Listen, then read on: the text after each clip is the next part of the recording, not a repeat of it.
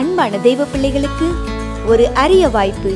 நமது இயேசு வாழ்கிறார் ஊழியத்தின் மூலம் ஒவ்வொரு வருடமும் சுவிசேஷ பயிற்சி நடைபெறுகிறது. இந்த வருடமும் ஏப்ரல் 23 முதல் 26 வரை நடைபெறுகிறது. இதில் தீர்க்கதரிசி வின்சென்ட் செல்வகுமார், சுவிசேஷகர் டி. ஸ்டீபன், சுவிசேஷகர் எல். வின்சென்ட்ராஜ், சகோதரி கலா வின்சென்ட்ராஜ் மற்றும் சில தேவ ஊழியர்கள் கலந்து கொண்டு பயிற்சி கொடுக்க இருக்கிறார்கள்.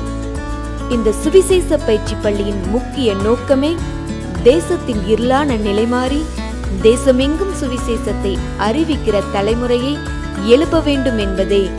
இப்பயிற்சி பள்ளியில் ஏற்கனவே கலந்து கொண்ட தேவ பிள்ளைகள் சுவிசேஷத்தை எப்படி அறிவிக்க வேண்டும் என்று கற்றுக்கொண்டு தேவ நாமம் மகிமைப்படும்படி ஊழியம் செய்து வருகிறார்கள்.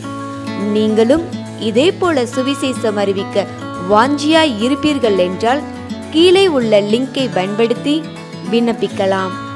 மேலும் விவரங்களுக்கு 94000449.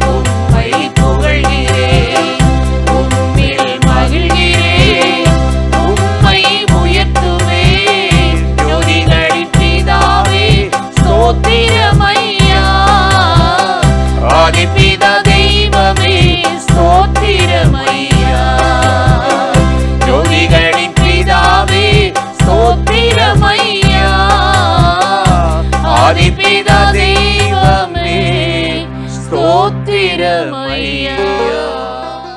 பிரியமானவர்களே, ஆண்டவராகிய இயேசுவின் நாமத்தினாலே இந்த காலை நேரத்தில் இந்த உயிர்த்தெழுந்த பண்டிகை நினைவு கூறுகிற இந்த நாளில் உங்கள் யாவரையும் வாழ்த்துகிறேன். கர்த்தர் நல்லவர், அவர் கிருபையும் இரக்கமும் நிறைந்தவர்.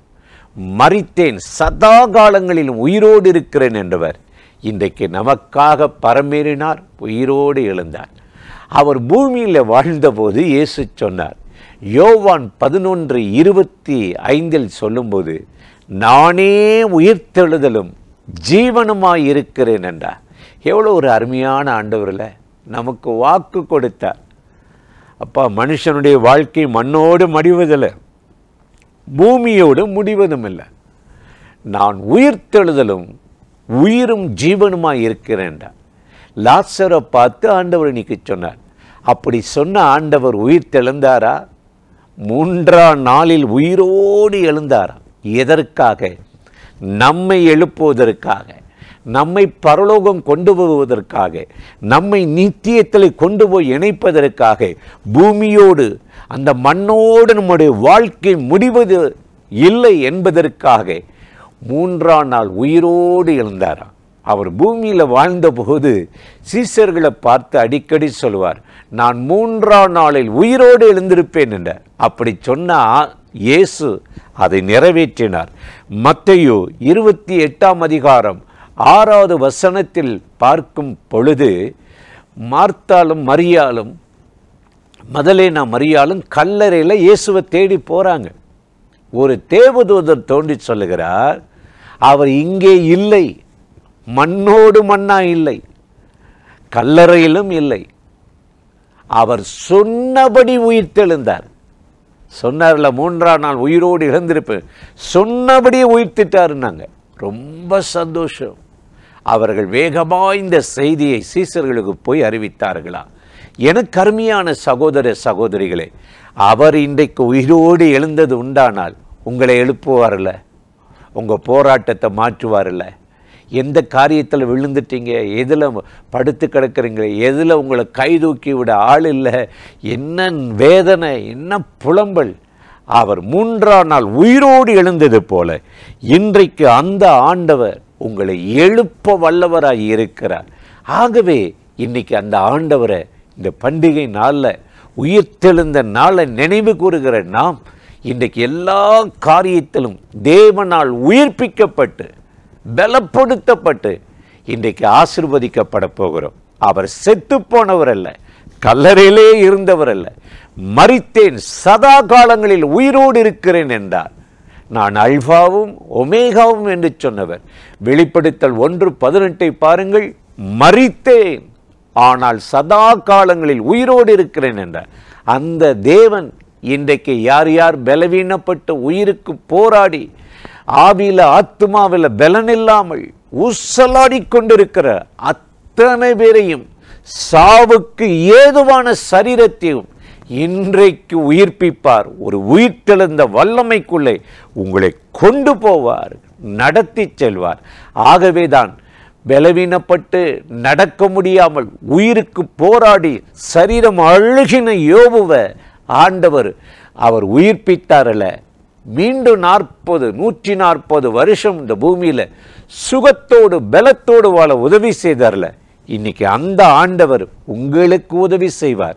அதனால தான் யோபு 19:25 யோபு பக்தன் சொல்லுகிறார், என் மீட்பர் உயிரோடு இருக்கிறார், உயிரோடு இருக்கிறார். இன்றைக்கு இந்த காலை நேரத்தில் யாரெல்லாம் இந்த உயிர்த்தெழுந்த பண்டிகையில் ஆண்டவரை நோக்கி கூப்பிடுறீங்களோ, ஜெபிக்கிறீங்களோ, உங்கள் துக்கத்தை சஞ்சலத்தை மாற்றி உங்கள் இருதயத்திற்கிற காயங்கள் வடுவுகளை நீக்கி உங்களை கம்பீரிக்க பண்ணி ஆசீர்வதித்து நடத்துவார். அந்த தேவாதி தேவனை நோக்கி நாம் இப்பொழுது ஜெபிக்கலாமா? அன்பும் இரக்கமும் கிருபையும் நிறைந்த நல்ல ஆண்டவரே, இந்த ஆசீர்வதிக்கப்பட்ட நாளுக்காக, நேரத்துக்காக, கிருபைக்காக, இரக்கங்களுக்காக உமக்கு நன்றி செலுத்துகிறோம்.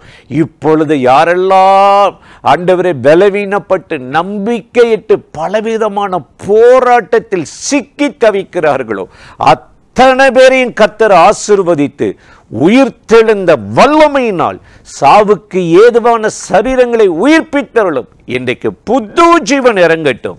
பழைய பலவீனம் போராட்டம் மாறட்டும். நீ உயிர்த்தெழுந்த நம்முடைய வல்லமை ஒவ்வொருவருக்கும் இந்த நாளில் அற்புதம் செய்து நடத்துவதாக இயேசுவின் நாமத்தில் வேண்டிக் கொள்கிறோம் பிதாவே. ஆமேன், ஆமேன்.